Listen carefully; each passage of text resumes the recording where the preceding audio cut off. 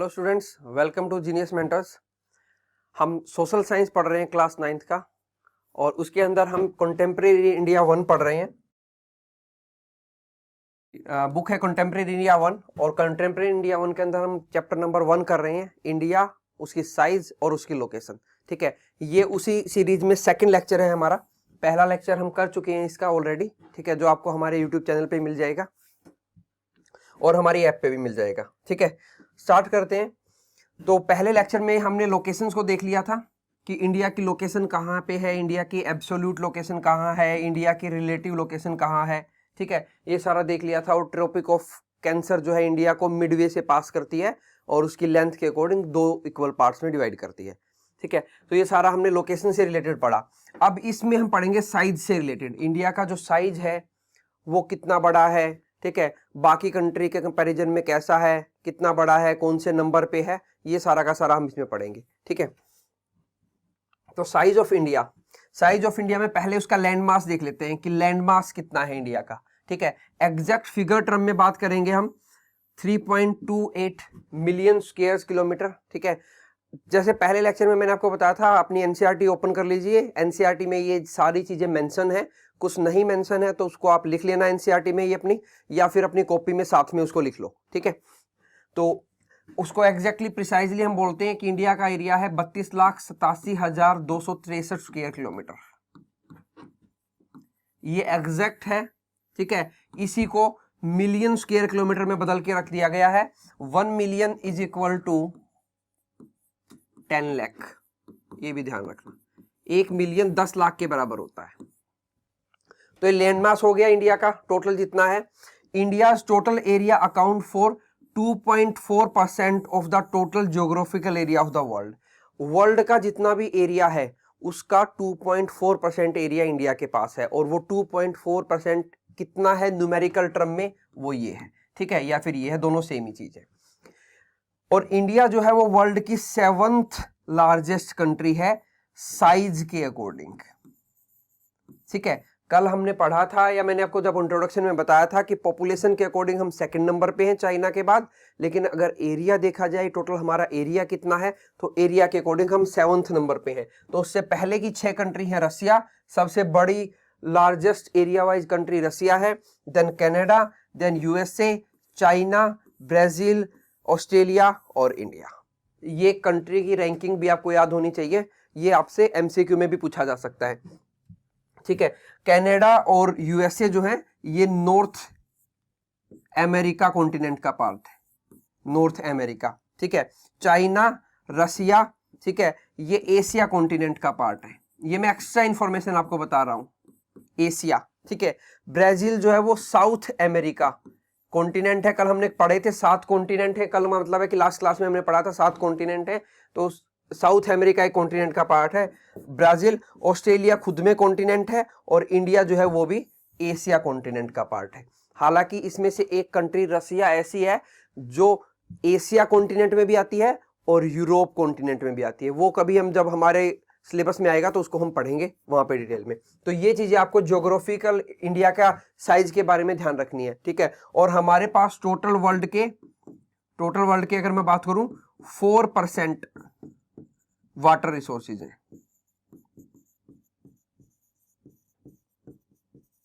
मतलब वर्ल्ड में अगर 100% वाटर रिसोर्सेज मान लिए जाएं, रिवर्स, ठीक है, आइस, ग्लेशियर्स वगैरह जहां पे पानी है, तो उनका 4% इंडिया के पास है। टोटल जो भी एरिया है उस एरिया का 2.4% इंडिया के पास है। और टोटल पॉपुलेशन की अगर मैं बात करूं, वर्ल्ड की जो टोटल पॉपुलेशन है, तो पॉपुलेशन का लगभग 17% इंडिया के पास है। ठीक है, तो परसेंटेज टर्म में हमने 3 फिगर देखे, 17% पॉपुलेशन इंडिया के पास है वर्ल्ड की, 2.4% एरिया इंडिया के पास है वर्ल्ड का, ठीक है, और 4% वाटर रिसोर्सेज इंडिया के पास है वर्ल्ड के। ये सब आपको आंसर राइटिंग में हेल्प करेंगे। अगर आपको आंसर लिखना होगा तो ये फैक्ट डालोगे तो एग्जामिनर को लगेगा कि बंदे को ठीक ठाक नॉलेज है, अच्छी नॉलेज है। ठीक है, तो आपको ये फैक्ट्स ध्यान रखने हैं। देन इंडिया की बाउंड्री देख लेते हैं। जो लैंड बाउंड्री है, अब हमारे पास 2 बाउंड्री है, एक लैंड बाउंड्री है, ठीक है, एक कोस्ट लाइन है।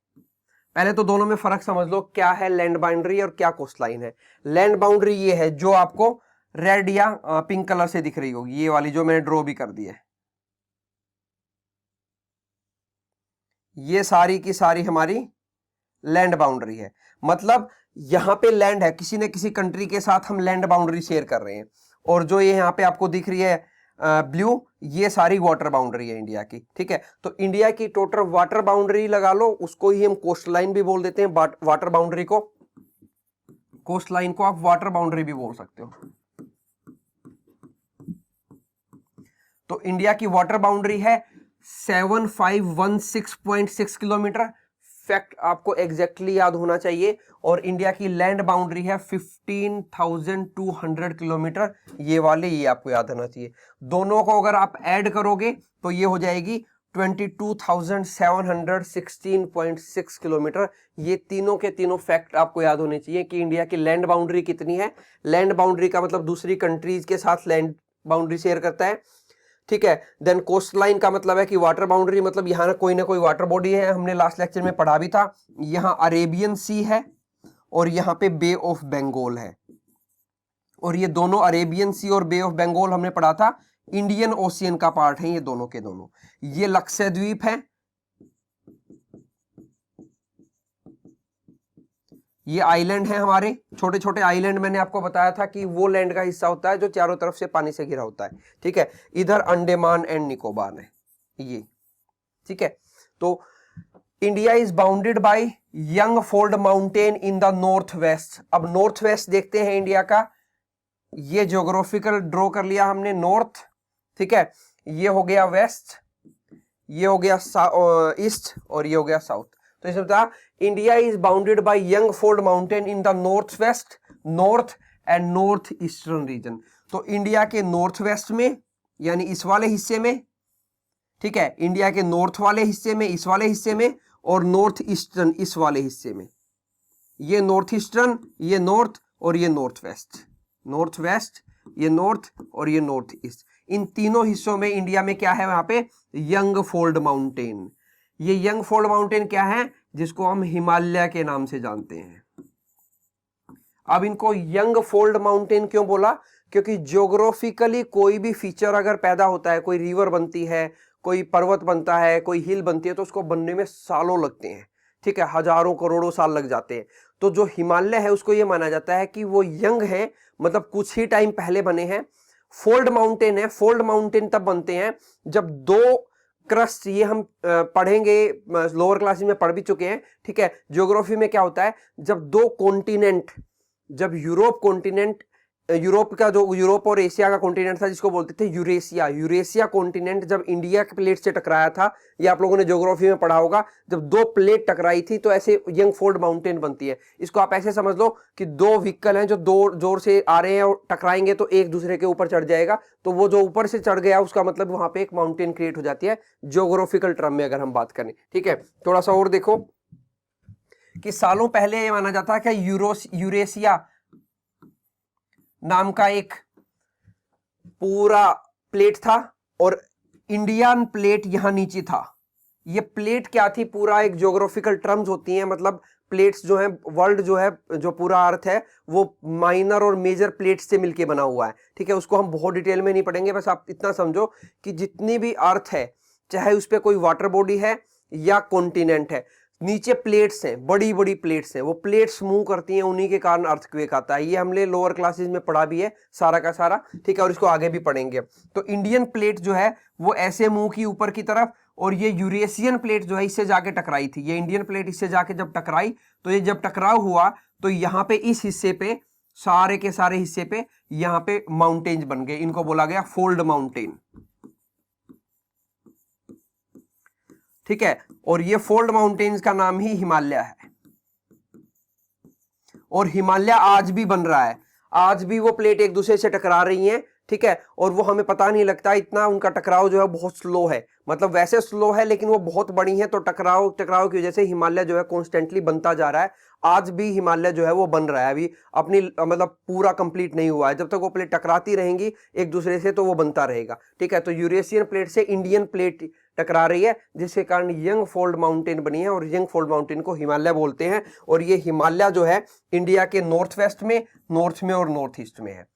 South of 22 degree north latitude, latitude मैंने आपको बताया था हॉरिजॉन्टल लाइन होती हैं, तो 22 डिग्री लैटिट्यूड की जो लाइन है उसके साउथ में अगर जाते हैं तो दोनों तरफ से टेपर हो जाता है, टेपर, ये बोलते हैं टेपरिंग हो गया, ये देखो ऐसे दोनों टेपर हो गया, ठीक है।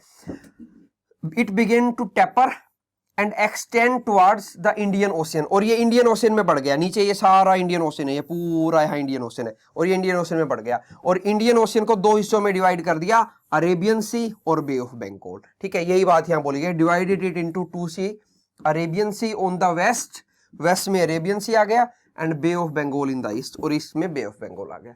कि इंडियन जो पेनिनसुला है, इसको पेनिनसुला भी बोलते हैं, ये जो टेपर हिस्सा है पेनिनसुला लैंड का वो हिस्सा होता है जो तीन तरफ से पानी से घिरा हो, एक इधर से, एक इधर से और एक इधर से, पेनिनसुला। तो इसको इंडियन पेनिनसुला भी बोला जाता है। तो पेनिनसुला हमने लास्ट लेक्चर में किया था, बे क्या होता है, आइलैंड क्या होते हैं, यहाँ आज हमने पढ़ा पेनिनसुला क्या होता है। पेनिनसुला लैंड का वो हिस्सा होता है जो तीन तरफ से पानी से घिरा होता है। तो ये Indian peninsula 22 degree north latitude के बाद नीचे की तरफ टेपर हो जाता है, और इंडियन ओशियन में टेपरिंग होते हुए इंडियन ओशियन को दो भाग में डिवाइड कर देता है, अरेबियन सी और बे ऑफ बंगाल में, ठीक है। ये सारा सब कुछ एनसीईआरटी में मेंशन है आपकी। देन उसके बाद एक डू यू नो करके मेंशन है एनसीईआरटी में, the southern most point of the Indian union Indira Point got submerged under the sea water in 2004 during the tsunami. Tsunami क्या होता है, जब जो सी है, ओशियंस हैं, ओशियंस में बड़े बड़े अर्थक्वेक आते हैं, ठीक है, वो एक तरह से सुनामी होते हैं, ठीक है। एक बहुत सिंपल वे मैंने आपको बता दिया, सुनामी जो है वो एक जापानी वर्ड है, जापानी वर्ड है सुनामी, ठीक है। तो इंडिया का जो साउदर्न मोस्ट पॉइंट है ये कहां है, अंडमान एंड निकोबार में, ठीक है। ये पूरा बे ऑफ बंगाल है ये सारा, और इसमें अंडमान निकोबार आइलैंड है हमारे, और इन अंडमान निकोबार आइलैंड का ये साउदर्न मोस्ट पॉइंट है, इसको बोलते हैं इंदिरा पॉइंट। और ये इंदिरा पॉइंट पूरी तरह से पानी में डूब गया था जब 2004 में सुनामी आई थी, ठीक है। अब इंडिया का नॉर्दर्न मोस्ट पॉइंट भी देख लेते हैं, ये इंडिया का नॉर्दर्न मोस्ट पॉइंट है, सबसे ऊपर वाला पॉइंट, ठीक है।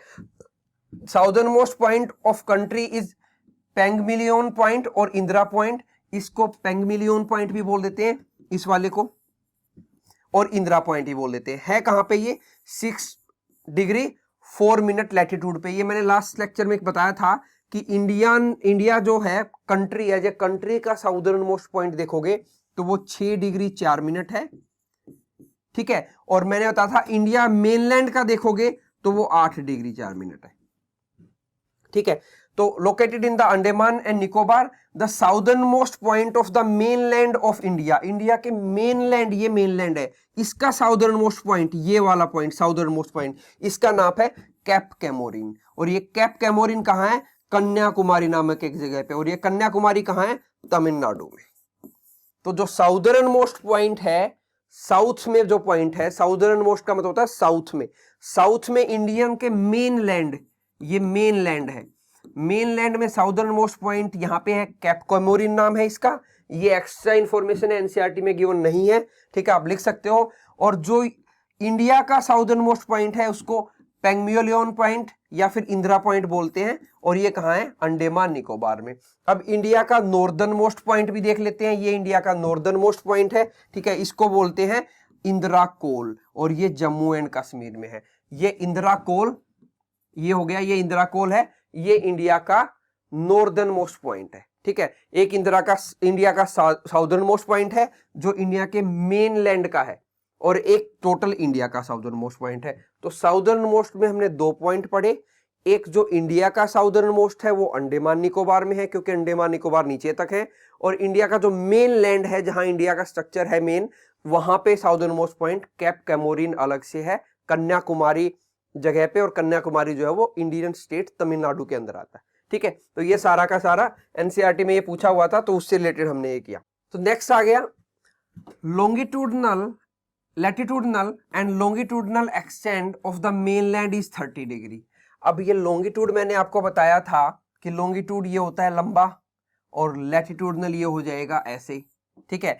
तो इंडिया का लैटिट्यूडनल डिस्टेंस अगर आप देखोगे तो ये 8 डिग्री है, और ये लगभग 38 मान लो एक बार के लिए इसको, तो 8 में 38 में से 8 गया, कितना आ गया, 30। तो इंडिया का जो लैटिट्यूडनल फाक है वो कितना है 30 डिग्री।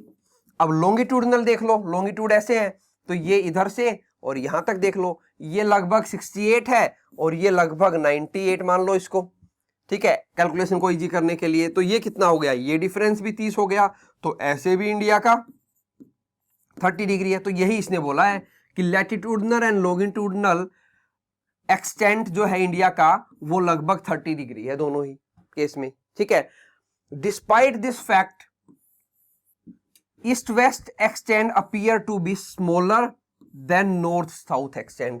इसका ये बोलना है कि हमने ये तो देख लिया कि दोनों लगभग 30 डिग्री है, लंबाई में भी और चौड़ाई में भी, लेकिन इसके बावजूद भी इंडिया का जो ईस्ट वेस्ट एक्सटेंट है, इंडिया ईस्ट से वेस्ट तक जो फैला हुआ है वो, ये वेस्ट हो गया ये ईस्ट हो गया, वेस्ट से ईस्ट तक जो फैला हुआ है ये है 2933 किलोमीटर, और नॉर्थ से साउथ तक जो फैला हुआ है ये है 3214 किलोमीटर। तो ये बोल रहा है कि ईस्ट वेस्ट एक्सटेंड इंडिया का छोटा लगता है as compare to north south extend, और वो रियलिटी में है भी छोटा, क्योंकि कुछ पॉइंट का फर्क है, मिनट्स का फर्क है, हमने तो लगभग रफली काउंट किया कि 30 डिग्री है। Then from Gujarat to Arunachal Pradesh there is a time lag of 2 hour. Gujarat से अरुणाचल प्रदेश तक 2 घंटे का टाइम का डिफरेंस है। अब ये 2 घंटे का टाइम का डिफरेंस कैसे है, एक बार इस कंसेप्ट को समझ लेते हैं कि क्या होता है ये पूरा का पूरा कंसेप्ट। पृथ्वी गोल है और उस पे अलग अलग डिग्रीज बना दी हैं ज्योग्राफर्स ने, ठीक है, और ये माना है कि अर्थ 24 घंटे में पूरा एक चक्कर लगाती है अपनी एक्सिस पे। अर्थ रोटेट करती है अपनी एक्सिस पे, तो अर्थ को रोटेशन में 24 घंटे लगते हैं। इस 24 घंटे में उन्होंने माना अर्थ 360 डिग्री रोटेट करती है, ठीक है, 24 घंटे में अर्थ 360 डिग्री रोटेट करती है। तो 1 घंटे में कितना रोटेट करेगी, 360 डिग्री बाई 24 यानी 15 डिग्री, ठीक है। तो 1 घंटे में अगर अर्थ 15 डिग्री रोटेट करती है, ठीक है, तो 1 घंटा बराबर 60 मिनट, ठीक है। तो मैं ये भी बोल सकता हूं कि 15 डिग्री रोटेट होने में अर्थ को लगते हैं 60 मिनट।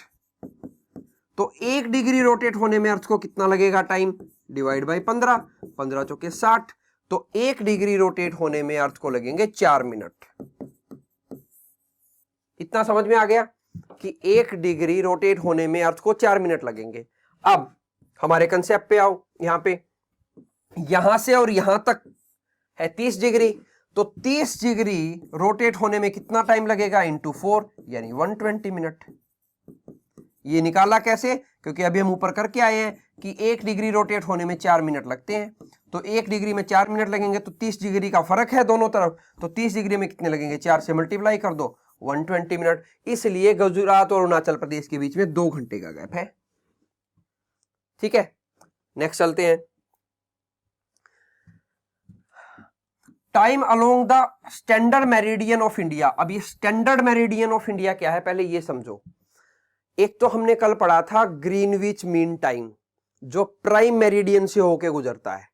कल का मतलब लास्ट क्लास में हम लोगों ने पढ़ा था कि जब साइंटिस्ट ने ग्रीनविच नाम की एक जगह पे ये लॉन्गिट्यूड और लैटिट्यूड खींचे, तो उस वक्त उन्होंने वर्ल्ड के स्टैंडर्ड टाइम को ये मान लिया कि वर्ल्ड का स्टैंडर्ड टाइम जो स्टार्ट होगा वो ग्रीनविच मीन टाइम से स्टार्ट होगा।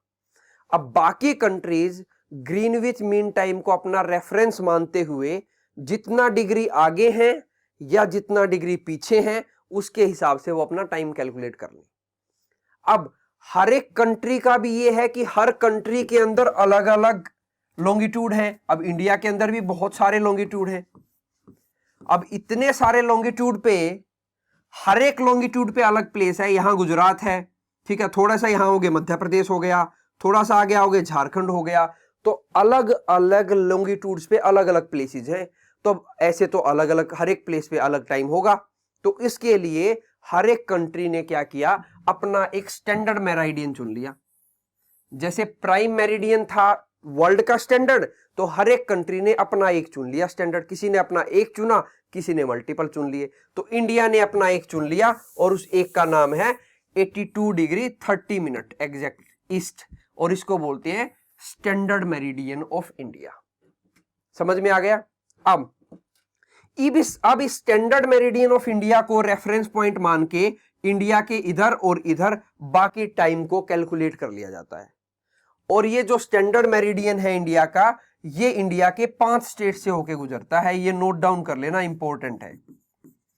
सबसे ऊपर ये गुजरता है यूपी से, यूपी के बाद ये जाता है एमपी में, एमपी के बाद ये जाता है छत्तीसगढ़ में, छत्तीसगढ़ के बाद ये जाता है ओडिशा में, और ओडिशा के बाद ये जाता है आंध्र प्रदेश में, और ये आंध्र प्रदेश से यहाँ नीचे निकलाता है। ठीक है, तो ये घुसेगा यूपी में, यूपी के बाद एमपी, एमपी के बाद छत्तीसगढ़, छत्तीसगढ़ के बाद उड़ीसा, उड़ीसा के बाद आंध्र प्रदेश। तो ये जो स्टैंडर्ड मेरिडियन ऑफ इंडिया है, ये 5 स्टेट से होके गुजरता है। सिमिलर वे में हमने लास्ट लेक्चर में किया था कि ट्रॉपिक ऑफ कैंसर इंडिया के 8 स्टेट से होके गुजरता है, तो वो 8 स्टेट भी आपको याद होने चाहिए। और स्टैंडर्ड मेरिडियन जो 5 स्टेट से होके गुजरता है, वो 5 स्टेट भी याद होने चाहिए। मैं एक बार फिर से बता देता हूं, स्टैंडर्ड मेरिडियन कुछ नहीं है, एक लॉन्गिट्यूडनल लाइन है जो इंडिया में टाइम को कैलकुलेट करने के लिए बनाया गया है। वर्ल्ड का एक रेफरेंस है ग्रीनविच मीन टाइम, जो ग्रीनविच नामक जगह से पास आउट होता है यूके से। तो वो एक लॉन्गिट्यूड है जहां से जो भी प्लेस उस लॉन्गिट्यूड से जितने डिग्री आगे होगा या जितने डिग्री पीछे होगा, उसके अकॉर्डिंग वो टाइम कैलकुलेट कर लेगा। ये हमने अभी देखा था कि 1 डिग्री 4 मिनट के बराबर होता है, तो 1 डिग्री 4 मिनट के हिसाब से अपना अपना टाइम सब कैलकुलेट कर लेंगे। तो अब इंडिया का जो लॉन्गिट्यूडनल डिस्टेंस है वो 68.7 मिनट से स्टार्ट होके 97.25 तक जाता है। तो अब इतने बड़े लॉन्गिट्यूडनल डिस्टेंस में इंडिया में डिफरेंट टाइम जोन होते, तो उन टाइम जोन को एक बनाने के लिए हम लोगों ने अपना एक स्टैंडर्ड मेरिडियन चुन लिया कि इस स्टैंडर्ड मेरिडियन को चुन के हम अपने सारे टाइम निकाल लेंगे। ठीक है, हर एक कंट्री के अंदर ऐसा ही है, या तो एक स्टैंडर्ड टाइम है या मल्टीपल स्टैंडर्ड टाइम्स है। वो डिपेंड करता है कि कंट्री कितनी लंबी है और कितनी चौड़ाई में वो फैली हुई है। ठीक है, हमारा इंडिया का स्टैंडर्ड है 82 डिग्री 30 मिनट, इसको हम बोलते हैं standard meridian of India, IST भी बोल देते हैं इसको, इंडियन स्टैंडर्ड टाइम। तो अगर पूछ लिया जाए इंडियन स्टैंडर्ड टाइम कहां कौन सा है, तो 82 डिग्री 30 मिनट ईस्ट, ये आपको बताना है। It passes through Mirzapur in UP, UP के मिर्जापुर से पास आउट होता है। ये is taken as a standard time for the whole country, ये पूरी कंट्री के लिए हमने एक स्टैंडर्ड टाइम मान लिया। और वर्ल्ड के लिए स्टैंडर्ड टाइम कौन सा है? ग्रीनविच मीन टाइम, जो मैंने आपको पहले बताया था। The latitudinal extent influence the duration of day and night as one move from south to north. Latitudinal का मतलब है नीचे से ऊपर आता हुआ, ये है लैटिट्यूडनल, तो नीचे से ऊपर आता हुआ। तो ऐसा माना जाता है जो इक्वेटर है, जो इक्वेटर भी एक लैटिट्यूड है, इक्वेटर पे डे एंड नाइट लगभग इक्वल होते हैं। ठीक है, और इक्वेटर से जितना आप ऊपर की तरफ जाते जाओगे वैसे वैसे डे की लेंथ जो है वो कम होती जाएगी। और ये फिनोमेना रिवर्स भी होता है अलग अलग सीजन्स में, वो हम फिर कभी किसी क्लास में डिटेल में पढ़ेंगे जहां वो कंसेप्ट आएगा। अभी आप इतना ध्यान रखो कि जैसे जैसे हम इक्वेटर से ऊपर की तरफ आएंगे डे एंड नाइट में डिफरेंस आएगा, कभी डे छोटे होंगे कभी नाइट छोटी होगी, डिपेंड अपॉन द सीजन। जैसे हमारे यहाँ पे गर्मियों में क्या होता है, दिन बड़े होते हैं, सर्दियों में क्या होता है, दिन छोटे होते हैं। ठीक है, तो वो अलग से फिनोमिना है, उसको हम पढ़ेंगे डिटेल में। तो यही वो फिनोमिना बता रहा है, latitudinal extent influence the duration of day and night as one move from south to north. कि साउथ से नॉर्थ में आओगे तो एक सीजन ऐसा होगा दिन बड़े होंगे जब हमारे यहाँ पे गर्मी होती है, नॉर्थ की बात कर रहा हूं मैं। ठीक है, और एक टाइम ऐसा आएगा जब हमारे यहाँ पे नाइट बड़ी होंगी जैसे सर्दियों में होती हैं। ठीक है, तो इस तरह से ये लैटिट्यूडनल डिस्टेंस जो है वो डे नाइट पे फर्क डालते हैं, ऐसे जब हम साउथ से नॉर्थ की तरफ आते हैं। ठीक है, नाउ ये कंसेप्ट है, ये मैंने आपको ऑलरेडी समझा दिया है। ये वो टाइम डिफरेंस का कंसेप्ट है कि अर्थ में 24 घंटे में अर्थ 360 घूमती है। ठीक है, उससे निकाल लिया कैलकुलेट करके कि 1 डिग्री 4 मिनट के बराबर है, और मल्टीप्लाई करके ये निकाल लिया कि हमारा टोटल गुजरात से अरुणाचल प्रदेश तक 2 घंटे का टाइम है। ये पूरा का पूरा कंसेप्ट हम पढ़ चुके हैं, आप एक बार इसको रिवाइज कर लेना। ये एनसीईआरटी में मेंशन नहीं है, ये मैंने अलग से कंसेप्ट आपको लिख के भी बता दिया है यहाँ पे, ठीक है।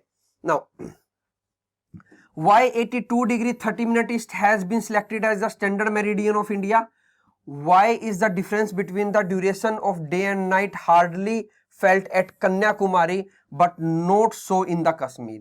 ठीक है, ये भी मैंने दोनों चीज आपको समझा दी है कि 82 डिग्री 30 मिनट इंडिया का इंडियन स्टैंडर्ड टाइम सेलेक्ट किया है।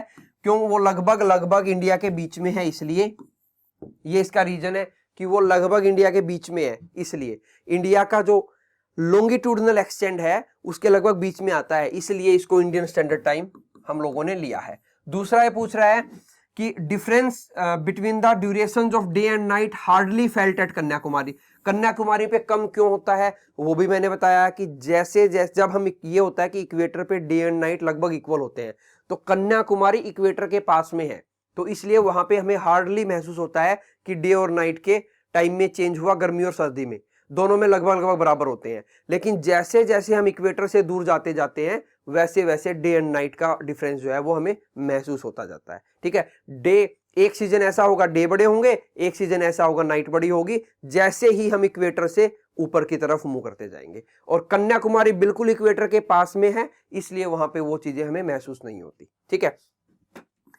ये मैक्सिमम इन फ्रांस बता गया 12 टाइम जोन है ये, जैसे इंडिया में एक ही टाइम जोन है IST, वैसे फ्रांस में 12 टाइम जोन है मैक्सिमम है किसी भी कंट्री में, ठीक है। बस इतना ध्यान रखना, क्यों है वो हमारे काम का नहीं है, ना ही हमारे सिलेबस में है, ठीक है। रसिया और यूएसए में 11 हैं, तो अलग अलग कंट्रीज में अलग अलग टाइम जोन्स हैं, ठीक है। तो ये सारा का सारा आज हमने इंडिया के बारे में, साइज के बारे में पढ़ा, उसके लैटिट्यूडनल लॉन्गिट्यूडनल एक्सटेंड में टाइम जोन का जो कंसेप्ट है, टाइम का जो कंसेप्ट है, वो सारा का सारा पढ़ा, ठीक है। नेक्स्ट लेक्चर में फिर से मिलेंगे, तब तक आपको अगर ये वीडियो पसंद आ रहा है तो आप इसको शेयर कर सकते हैं, लाइक कर सकते हैं, कमेंट कर सकते हैं, और किसी और कोई जो आपके नोन में है जो 9th क्लास में हो, आप उस तक इस वीडियो को शेयर भी कर सकते हैं।